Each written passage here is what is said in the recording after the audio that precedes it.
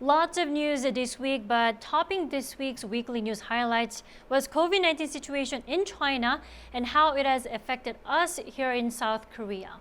And countries around the world are also stepping up virus measures on China as Beijing continues to grapple with a crushing wave of infections. Now, for more on this, we've invited our reporter Song Yujin here in the studio. Welcome, Yujin. Pleasure to be here, Tommy. All right, so let's start with how things are being done in South Korea. So what's being done in South Korea to prevent a new surge? Well, Tommy, first of all, I can just say that the virus situation is not so good. Around 1 in every 4 foreign nationals visiting short-term from China have tested positive for COVID-19 this week. And by short-term, it means that they'll stay in the country 90 days or less.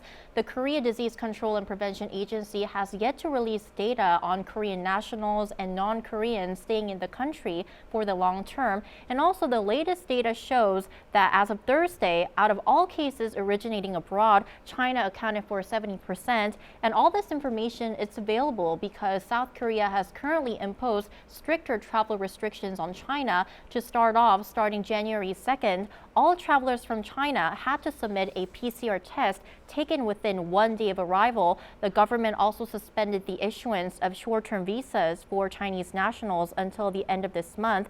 Then from Thursday, those arriving from China were required to submit a negative PCR test that was taken within 48 hours or a rapid antigen test that was taken 1 day before boarding their flights. And also starting Saturday, which is January 7th, travelers from Hong Kong and Macau also have to submit a negative PCR test result before arrival. And these test requirements will be in effect until February, but authorities say they could be extended or even strengthened if the situation turns severe. And South Korea is only one of many countries imposing stringent virus rules. At least 14 countries, including the United States, Japan, India, and Australia, have announced tougher measures. And the European Union announced Thursday that it strongly encourages 27 member states to require a COVID test before entering. So that's a total of 2 PCR tests that travelers from China have to take in order to enter South Korea, right? You're right. So a lot is being done here in South Korea and also around the globe. But let's go back to China. What's the virus situation at the moment? Well, first of all, we can't really say with certainty how many confirmed COVID cases and related deaths Beijing is seeing right now. That's because the country has been accused of underreporting its COVID tally. And for one, the WHO Executive Director for Health Emergencies says that China's hospitalizations, ICU admissions, and death toll are underrepresenting the true impact of the virus. And China reported 1 new COVID death on the mainland on Wednesday, which brings the official death toll to 5,259. However, experts predict that the number has already surpassed 1 million. And we're continuing to see videos online showing overwhelmed hospitals, crematoriums, and people struggling to get basic medicines. So we can say that the situation is quite dire here.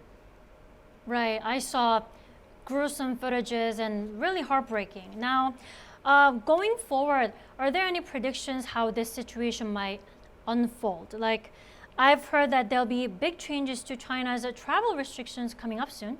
You're definitely right, because the country will be reopening its borders for the first time in 3 years since the outbreak of COVID-19. Now, specifically from Sunday, which is January 8th, mainland China will no longer require PCR tests and quarantine for all inbound travelers, and it will also stop controls on the number of international passenger flights. And this comes after the country's National Health Commission downgraded COVID-19 to a Class B infectious disease from the highest Class A, and it will also resume the issuance of passports for mainland residents, ordinary visas, and residence permits for foreign nationals, as well as tourist visa exemptions for short-term travelers. And a medical expert I talked to that this could be actually bad news.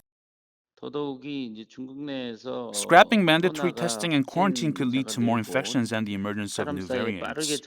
Relaxed travel rules also mean more Chinese citizens will travel abroad, which could trigger cross-border transmission of new variants. South Korea is especially at risk as we're very close to China. And we also have the upcoming Chinese New Year holiday that will run from January 21st to 27th, where a lot of people are expected to move around the country. And it's the first holiday without the so-called China's zero COVID policy. Actually, China's Ministry of Transport expects hundreds of millions of people to be on the move this year following eased COVID restrictions. Right, I heard that it's going to be the biggest movement in 2023 since the pre-pandemic years, right? Right. And also, an official from the country's health body warned that widespread COVID-19 outbreaks could hit rural areas if huge number of people travel to their hometowns for the holiday. So there definitely has to be more care and attention taken throughout this period. That's right, and South Korea is also keeping a close eye on China's virus situation because we all, including myself, are looking forward to the lifting of indoor mask wearing, right? Yes, you're definitely right. And I'm also one of those people who is eagerly waiting for the indoor mask rule to be lifted. And health authorities last year, they actually announced that the indoor mask rule could be lifted sometime early this year between January and March. And experts are viewing that China's COVID surge as the last hurdle to lifting this rule. If the virus situation abroad leads to a new virus spreading in the country, we'll discuss with experts the best time to ease the indoor mask rules. It could be pushed back.